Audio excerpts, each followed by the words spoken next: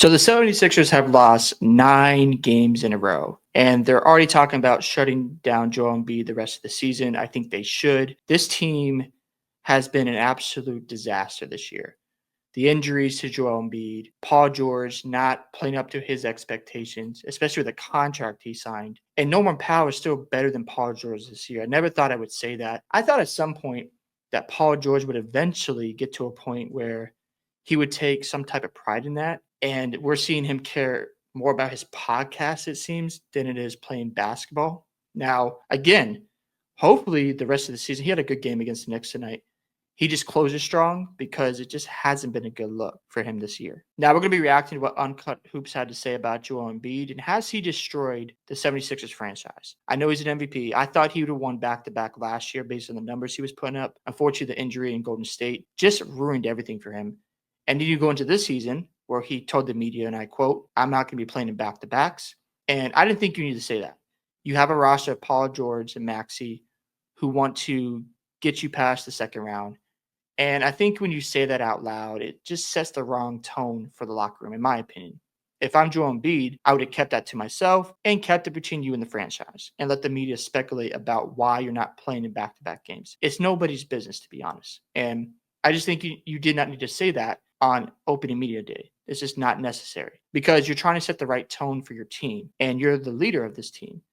And when you're saying stuff like that, it could be a turnoff for some of the players in the locker room, in my opinion. Let's go ahead and see what Uncut Hoops has to say about Joel Embiid. The most damning part about Joel Embiid's legacy is in the postseason, he always came up short. And of course, till this day, is the only MVP ever in NBA history to never make the conference finals. And also equally as embarrassing, to get that MVP, he practically cried, begged, and whined for nonstop in 2023. Now, Joel Embiid's numbers, his MVP year, 33 points, 10 rebounds, 4.2 assists, 54.8% from the field, true shooting percentage, 65.5%. That is phenomenal numbers. You can make an argument that he might have been whining about not winning MVP, but Joel deserved it.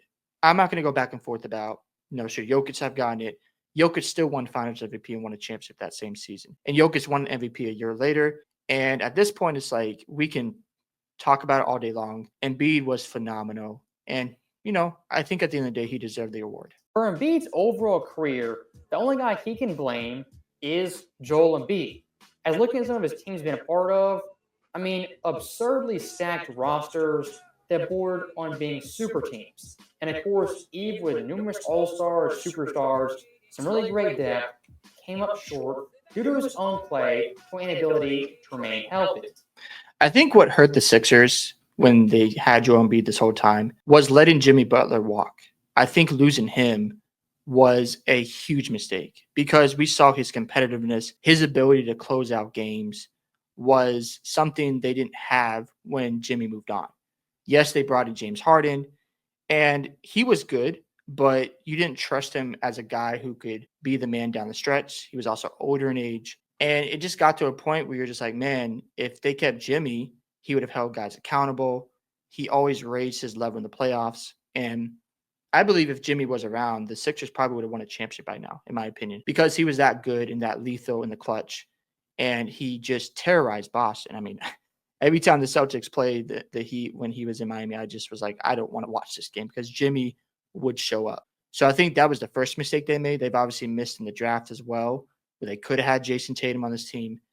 And they just never got that wing. Now, you thought Paul George would fulfill that need, and it just hasn't worked out. And I don't know what it is with Paul George, but man, just seeing him fall off so much is just crazy to watch. Oh, no. Go. Yeah. Ow. Now, looking at Joel's current season, during this guy's prime is easily the worst of his career. As Joel, just 2 years ago... Now, he has been injured, so obviously the numbers are going to look different. 10-ish player, some said top 5, and a respected star among all NBA fans. Embiid at this point, not respected by really anyone outside of Philly. And that quote right there, I just wouldn't say that. Because, again, now the media is going to use it against you, and the players see that. You're the leader of this basketball team. And I understand you want to get healthy for the postseason. That makes sense. But if you can't even stay in the basketball court, and this has gone on longer. You play in the Olympics, you come into the season, and you still have knee problems.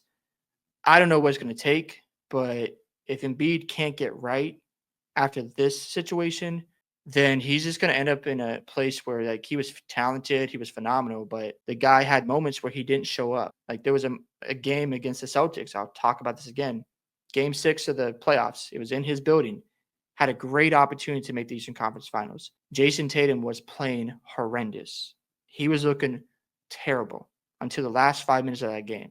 And all Embiid had to do was just show up in those last 5 minutes. And he didn't, and Tatum took that game.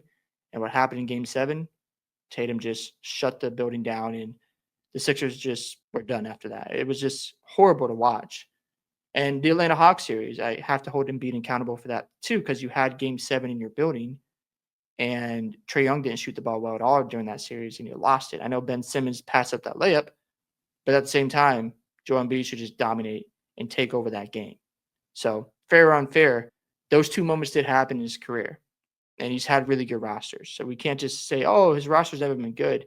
He's had a JJ Redick, he's had Jimmy Butler, and they were 1 game away from making these conference finals until that Kawhi Leonard shot happened. But at the same time, we just can't make the excuses for Embiid and act like, you haven't made Eastern Conference Finals. Yes, he's had some injuries in the past, but at the same time, if you're playing basketball and you're putting up the numbers, then we can only have so many excuses for Embiid.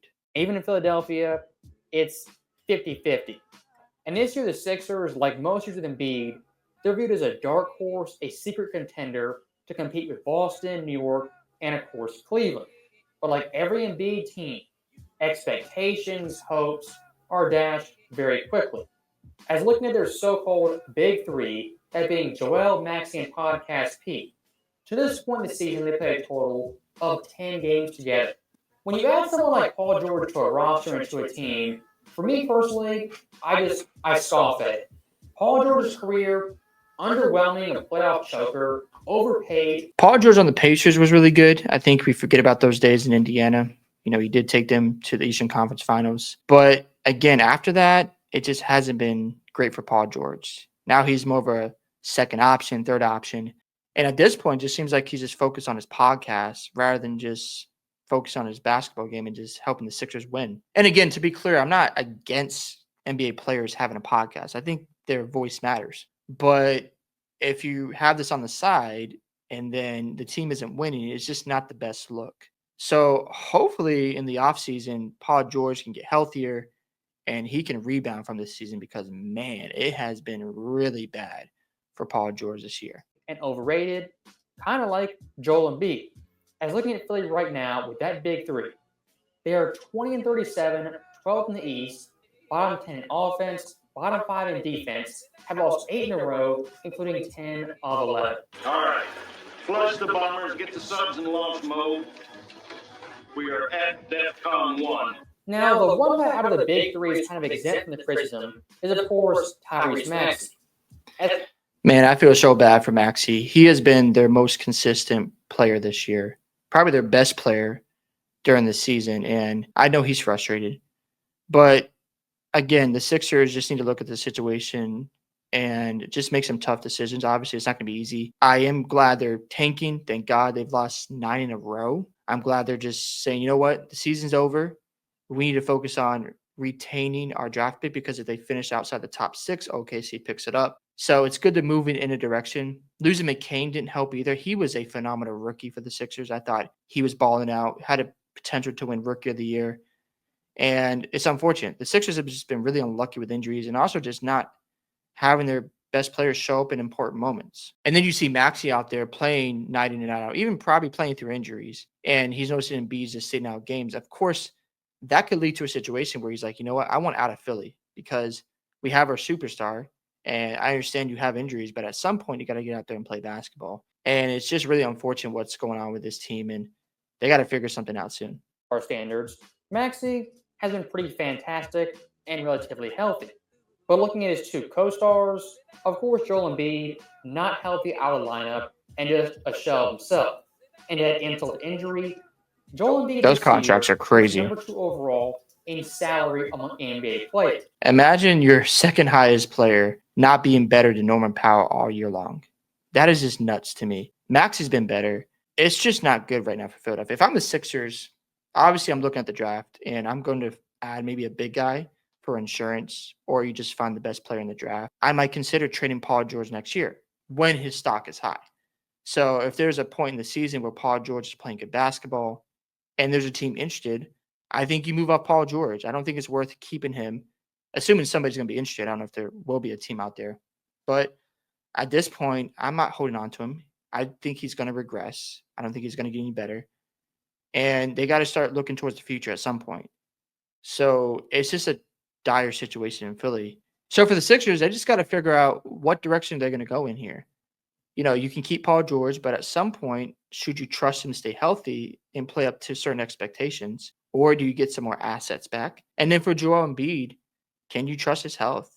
I don't think so. So if he has a stretch of like 25, 30 games where he's playing at an MVP level and you look at the situation going, yes, he's good right now, maybe you move off of him as well and just start over.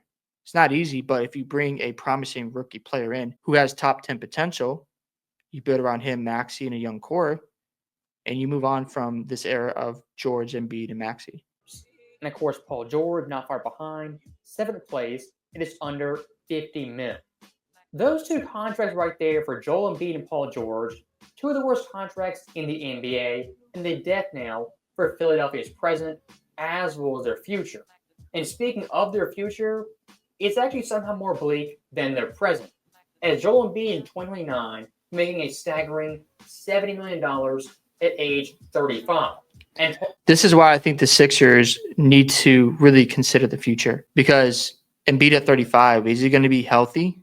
Is he going to be on the basketball court? If not, then you just need to make a decision now and just be honest with yourself. Can we compete with the teams like the Cavs, the Celtics? I expect the Magic will be better. Can we compete with the teams like the Indiana Pacers? And if there's another team in the bottom of the standings who get like a Cooper Flag and they get the right pieces, and you're still holding on to a guy like Embiid who is not healthy or not reliable, then you just got to move on and just take your losses and tell your franchise and your fan base that didn't work out, but we're going to move forward in this direction and rebuild it from the ground up.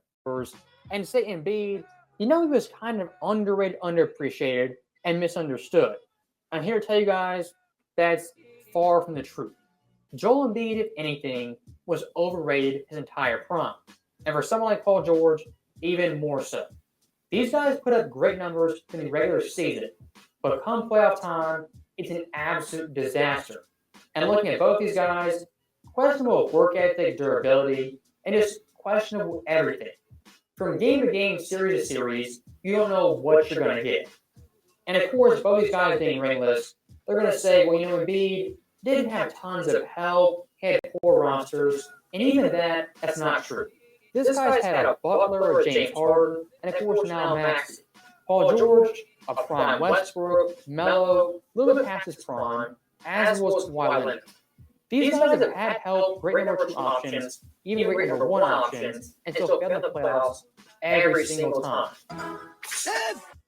If you have consistently bad rosters, bad help, not a great number 2 option, and you fail in the playoffs, you get some grace. But if you have guys like a James Harden, a Butler, Kawhi Leonard, and you still fail in the postseason, that's... And I remember the James Harden trade when he came to Philadelphia. People were excited about him playing alongside Joel Embiid, and it just didn't work out. So it's not like Embiid hasn't had any good players around him. Again, we talked about Jimmy Butler earlier. I think losing him was the biggest loss, because I think if you had Jimmy Butler, he would have held Embiid accountable and this roster accountable. And I think him as your closer, it would have been a nice fit alongside him, Embiid, and Maxey. But we'll just never know. For the Sixers going forward, I just think they need to continue to stick to what they're doing. Just tank, get your top 6 draft pick, start over, and then ask yourself the hard questions. Should we move off Paul George? Should we move off Joel Embiid? Because if Embiid can't stay healthy, or let's just say he is healthy next year, but another second round exit, or they get knocked out in the first round, just move on. Because you don't want to be at age 33, 34, and Embiid is unhealthy and you're paying him all this money. So if I'm the Sixers GM, I have to ask myself some hard questions here. Should I keep Joel Embiid going forward? If I'm the Sixers, I give it another season. And if he's healthy, playing good basketball, and let's just say you get knocked down the second round again, I might consider trading him because I know his health long term is not good. You can't trust it.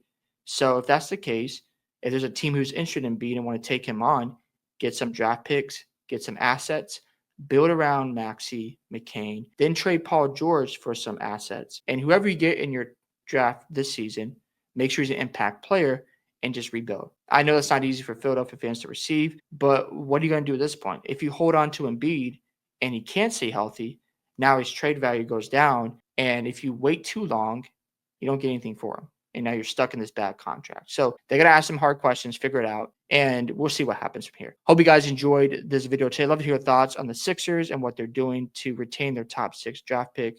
And has Joel Embiid ruined this franchise? How much blame do you put on him? And also on Paul George. Don't forget to like and subscribe to the channel, and I'll see you in the next one.